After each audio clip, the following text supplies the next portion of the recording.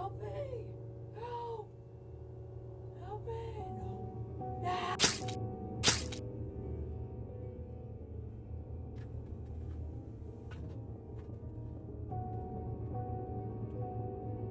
No. Help me! Help me! Help me!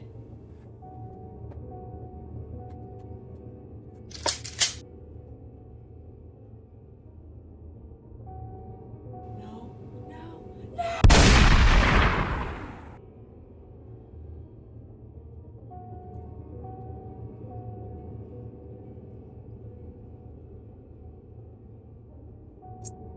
You guys didn't hear that, but they were watching some scary videos. Okay. Okay. Now just. Hello, everybody. Welcome back. We're gonna watch some scary videos. We're gonna have fun. Yeah, it's been like 5 months, I'm guessing 7 months, somewhere around there. The last time I watched scary videos was in the intro, bro. What was that intro? It's like, he was like, hello. Or something. It was literally the cringiest thing. I don't know what I was thinking, but today we'll watch some scary stuff. Well, obviously, but okay, this horror animation guy is named Horror Shorts Part. Or is it? Hold on, let me check. Yup, his name is Horror Shorts Party. I was like confused for a second. I don't know. But we're gonna be watching some scary stuff, man. So yeah. Okay, let's just get right into it.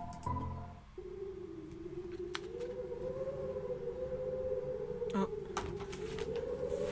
I don't know why we're watching It was the Halloween stories when it's not even Halloween. With two of my close friends. For disclaimer purposes, I'll be using pseudonyms, as I like to keep the identity of everyone involved in the story anonymous. That being said, I'll go by the alias Mike. My friends will go by Tom and Jerry, respectively. We were all dressed as characters from my favorite childhood cartoons. I was dressed as Naruto, as that was my favorite anime. Tom was dressed as Goku from Dragon Ball Z. Jerry was dressed as Spider-Man, as he was a hardcore fan of the Tobey Maguire series that aired in the early 2000s.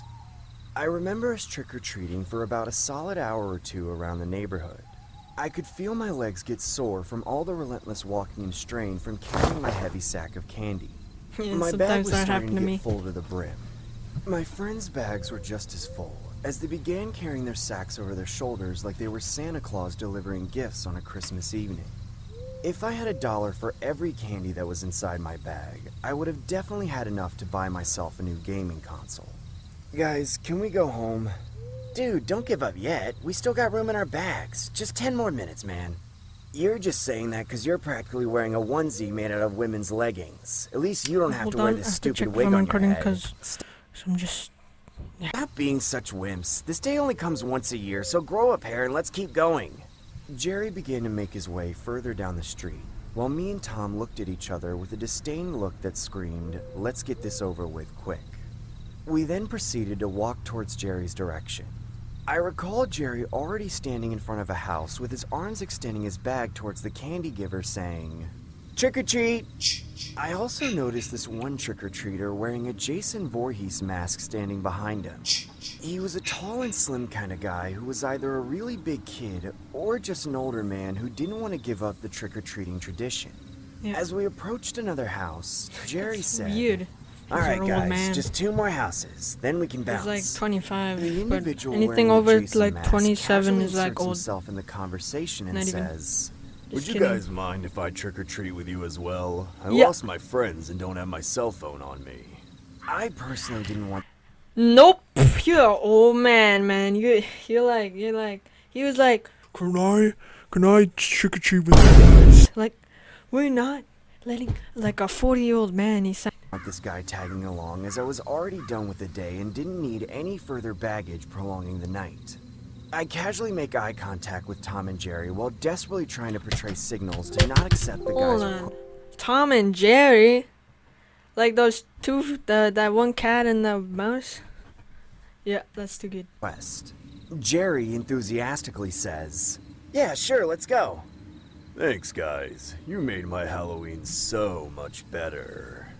We then proceeded he's to about to walk kidnap towards the them. next house while I began sulking under my breath saying, "Frickin' prick, since when was Jerry the shot caller?" After about several minutes of trick-or-treating, I could honestly say that I didn't mind his company as he seemed like a nice guy and introduced himself as Jason. No pun intended. We eventually finished trick-or-treating and decided to call it a night. Myself, Tom, and Jerry say our farewells to Jason as he responds saying, It was nice meeting you guys. Just out of curiosity, whereabouts do y'all live? Maybe I can walk with y'all home. Again, Jerry sporadically discloses the name of our street to him as me and Tom... He dead. You all dead. They all dead. Why would you do that? Like, that guy is super dumb. My days, bro. Bro, have some common sense. Don't tell a stranger you just met like 15 minutes ago. expressively show our disdain to Jerry for revealing such personal information. Well, how ironic. I live around y'all's area too. You guys mind if I walk home with you? Me and Tom remained silent as we made it pretty evident that we were upset at Jerry. Dude, I don't think my friends want to go— You guys look awfully tired. Just to make y'all feel better, I do know a shortcut if you're trying to avoid the long walk home. Yeah, sure, dude. Count me in, dude. Where's it at? Jason then points his finger in the direction of an entrance of a forest preserve and says, We'd have to walk through there. There's a path that could get us home in about 10 minutes tops. I'm gonna have to pass. I don't like deer, and I'm not trying to get eaten by a bear today. Screw it, I'm going. Same. I want to get home faster, dude. Later, Jerry. Me, Tom, and Jason begin making our way inside the forest while Jerry casually hangs back to go to his alternate direction home. Okay, As we Jerry's got smart deeper and into dumb the at the same time. forest, Jason took out a flashlight from his candy bag and began to flash it towards the pathway ahead of us. Well, I wouldn't really call it a pathway, as the entire ground was covered in dirt, leaves, trees, and bushes scattered everywhere. I remember walking for about 10 minutes, but in reality, it felt like 30. His directions were precise and his voice was comprehensible. I understood every instruction he was directing us to walk in, but couldn't digest why the walk was taking so long. I had completely ignored the fact that it was well over 10 minutes. For better context, me and Tom were leading the walk while Jason shined his flashlight from behind while giving out directions. Yo, are we there yet? My legs are freaking killing me, man. Dude, when are we gonna make it home? It's been like 20 minutes already. We'll be arriving there in just a minute, boys.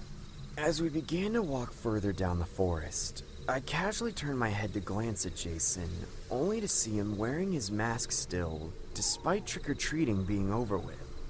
I started to feel a little uncomfortable, and began questioning the guy's integrity by saying, Dude, why are you still wearing your mask? And I'm starting to believe you're not leading us home. Stop! Jason then points at 2 shovels sitting on a small area of open dirt and says, Both of you, pick up the shovels now! Dude, what's going on? Jason then pulls out a long machete. Just book it, bro. Just book it, bro. Look at that machete you got, bro. Look at you got some machete. Says, Pick up those shovels and start digging a hole! What? Do it, weeb! Dude, please, just let us go! Pick up the shovel and start digging, Naruto! This is your last warning that I'm killing you both! Here's one thing you need to do. Bruh. That's when me and Tom pick up the shovels and frantically start digging. In the back of my head, I was legitimately contemplating putting up a fight with this psycho as it was 2 against 1 with the aid of the shovels. Unfortunately, I couldn't muster up the courage to put up a fight against him as I didn't want to run the risk of mine or Tom's head getting chopped off. About 15 to 20 minutes later, me and Tom dug a hole big enough for the both of us to fit inside it. As we were about to make our way out of the hole, Jason shouts, Don't move! Stay in the hole! as he forcibly grabs both the shovels away from us while holding the machete against us. Jason then tucks the machete inside his pants, grabs one of the shovels, and begins burying us alive with the dirt we just dug out. I began to feel my vision getting blurry as the overwhelming amount of dirt he was tossing at us impaired my vision. Please, I don't want to die. I'm too young for this. Please! Please, let us go! Why are you doing this? We're only kids! All I remember thinking about in that moment was how a human could do such an inhumane act, and how I was literally going to share my remaining moments on Earth being buried alive with my best friend. I was at the point where I had already accepted death. I recall the taste of dirt and dead bugs going inside my mouth. The sensation of hitting my skin was all I felt. That's when I heard a loud thud like he had just bashed Tom's brains out. I couldn't hear or feel any more dirt hitting the surface of my face. What happened? I rubbed my eyes to Yo, Jerry came back for the win. Let's go, bro. Let's go, bro. That guy. vision, only to see Jason did laying it. face down on the ground unconscious, with my other friend Jerry holding the shovel. Me and Tom then dig ourselves out of the hole and hop back to ground level. Despite surviving the catastrophe and being able to run away scot-free, I grabbed the machete from the back of Jason's pants. I then held him up by the forehead and began hacking at his neck, slicing and dicing repeatedly.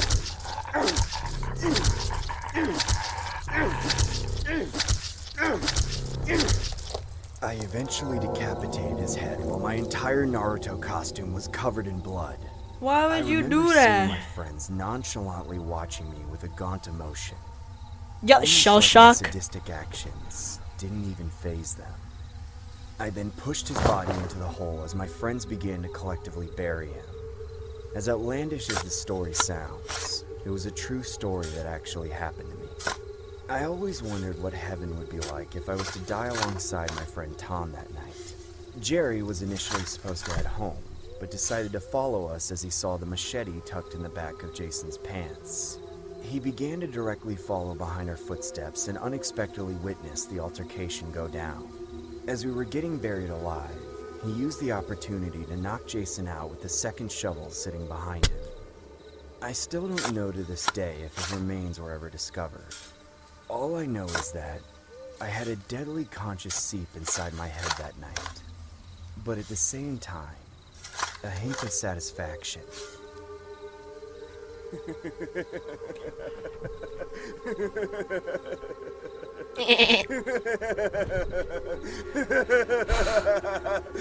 Yeah, psychopath. Psychopath, bro. If you take your young child trick-or-treating, you really have to watch them closely, especially if you raised a couple of imbeciles like I did. We started just before nightfall because I didn't want them to be around other older hooligan kids who would cause trouble on Halloween. I let them walk ahead of me and run up to the houses while I waited on the sidewalk. I trusted them that much, and I wanted them to feel like they got the full experience without their dad hovering over them. About 2 hours after sundown, I was starting to see the hooligans come out, so I was ready to turn back and head home. Come on, kiddos, let's go home so you can eat all that candy you've piled up. Oh, really? Yep. Can't stay out too much longer or Mom will start to get worried about you. Okay, but can we at least hit some houses on the way back? Sure thing, buddy. So, we started to walk home. To my surprise, we'd ended up wandering into a part of the neighborhood I wasn't super familiar with. I got my phone out and put in the GPS route so we wouldn't get lost, but unfortunately I got a little distracted looking at all the costume photos my PTA friends were posting of their children. Suddenly, I bumped into my kids. Dad, can we trick-or-treat them? My youngest son pointed to a house I'd never seen before. It was set all the way in the back of the lot, as if they traded all their backyard space for a ridiculously long front yard. I couldn't tell if it was supposed to be decorated for Halloween or Christmas, but either way, they'd gone all out. It looked like a life-size gingerbread house with all sorts of candy ornaments, licorice, icing, and candy canes that created a sugary runway straight to the front door. Sure, go ahead. They ran off immediately, so I decided to just wait on the sidewalk. Hey, that one's actually pretty good. I looked up from my phone to see the ugliest old lady I'd ever seen open the door and greet the kids. Don't judge, John, I thought, averting my eyes. Your wife might look like that one day.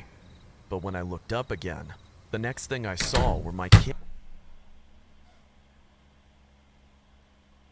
would you do that? kids walking into the house. What the? I ran up to the door and tried to get in, but it was locked. Hey! I banged on the door. Bruh. You know what the grandma said? Grandma said, "Come on in, kids." Hey! That's so she I was, banged man. on the door like I was trying to beat it down, but no one answered. I Yeah, was they're starting dead. to panic, hyperventilating. I peeked in through the window, and what I saw made my heart jump out of my chest. There were metal cages hanging from the ceiling, piles of little bones on the floor, and a coat of garbage and filth over everything else. I scrambled, looking for something to Yep, throw they're through the dead. window. Finally, I picked up a stone from the yard that was painted to look like a peppermint and chucked it through the glass. It didn't fall away as much as I'd hope it would, but I already felt like I was running out of time. I climbed in over the jagged shards, getting cuts in plenty of places I wouldn't like to talk about. Inside, I heard the crackling of a raging fire. I followed the sound to the living room, where the old hag was tending the towering flames in the fireplace, and my kids, The hag? dunces, were already locked up in cages on the floor. They weren't even struggling. Dad? What are you doing here? Just then, the wrinkly hag spooked and jumped up, turning around to face me. Without thinking much of it, I charged and punched her right in the face. She fell back into the fire with a flurry of flames and embers, screaming horridly and rolling on the floor to no avail. She succumbed quickly. Tearing my eyes from the sight, I rushed to my knees and started to undo the locks on the cages. Dad, you're ruining everything! Yeah, now we're not gonna get any candy. I hate you! What did you just say? I hate you! I hate you! Fine. Stay in the cages and think about what you've done. Wait, Daddy, don't leave! Dad, no! Come back! Get us out! We're sorry, Daddy. Please, let us out! Yeah. We're sorry! We're sorry! Please don't leave us here! Let us out! Yeah! What the heck? That took a dark turn. Nah, bro. That can't be real. It was Halloween night of 2007, freshman year in high school, and I was with my friends, Ivan, Ryan, and Jesse. We were all dressed as the Super Mario characters. I was Luigi since I was the second tallest. Ivan was Mario since he's short and buff. Not that Mario is buff. Jesse was Waluigi because he's freakishly tall and skinny, and Ryan was Wario because he's just really fat. Oh my. Fixed group costumes for us. We live in a very non-congested suburban neighborhood with a decent amount of space in between houses. On Halloween, that's the worst thing ever. Less bang for your buck. We were trick-or-treating for hours, way past dark, and eventually came the time when most trick-or-treaters were heading home. My feet started to hurt, and I had to constantly switch arms for holding the now 10-pound pillow sack of candy, but we planned on going until our bags were completely full. A lot of the houses by now weren't answering anymore. It was probably past their cutoff time for giving candy to trick-or-treaters.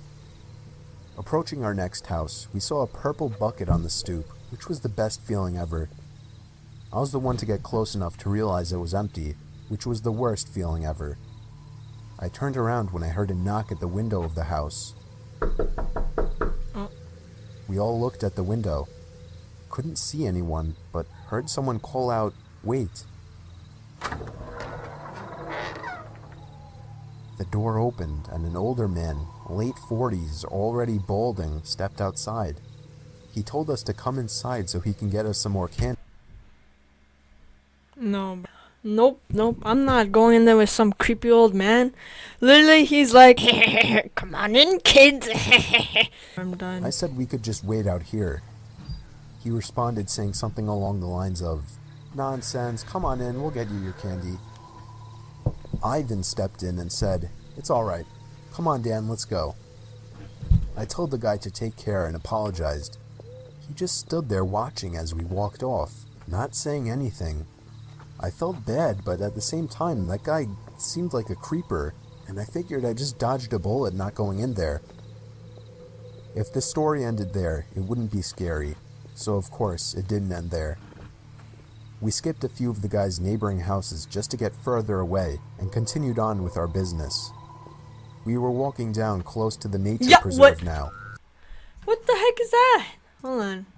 What is that? Oh my god, what is that? Oh my god! What is that?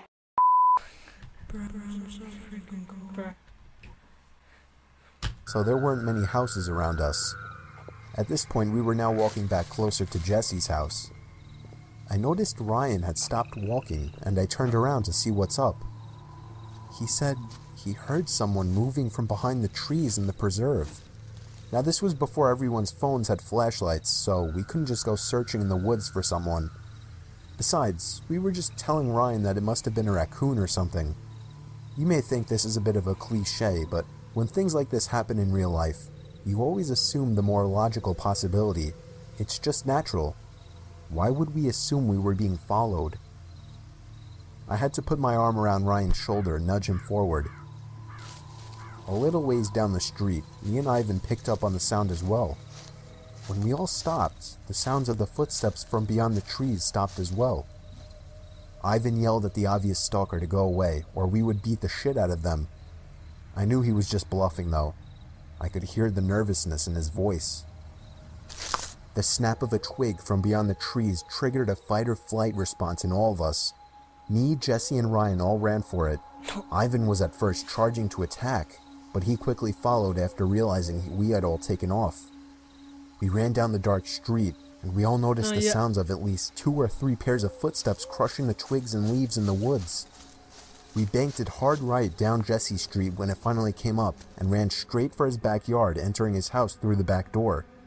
The first thing we did was peek out through his living room window. We couldn't see anyone.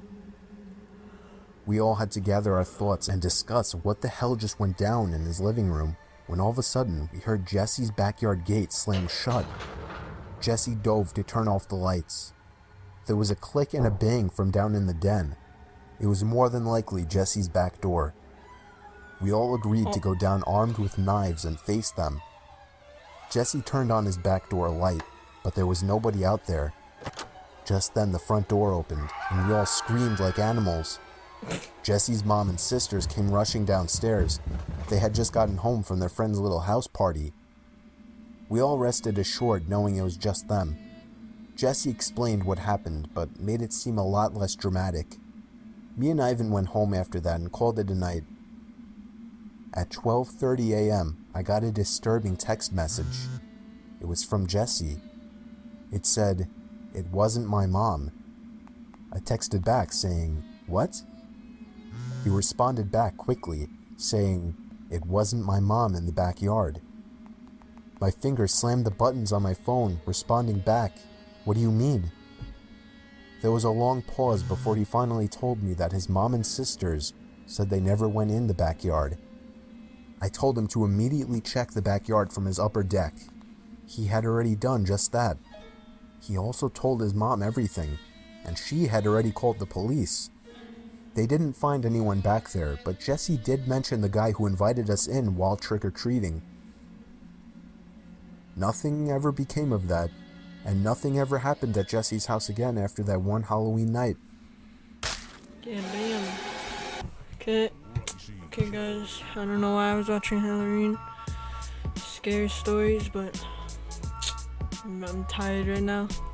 I don't know, but I gotta eat something. Okay, make sure to subscribe.